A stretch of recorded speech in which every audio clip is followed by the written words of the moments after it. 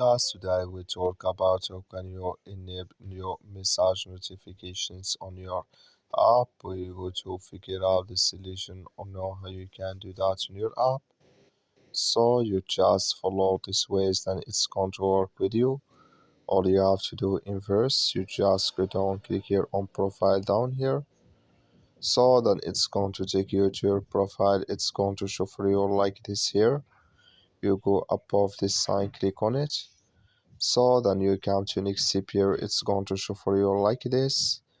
Then you click here on notifications here, you just click on it.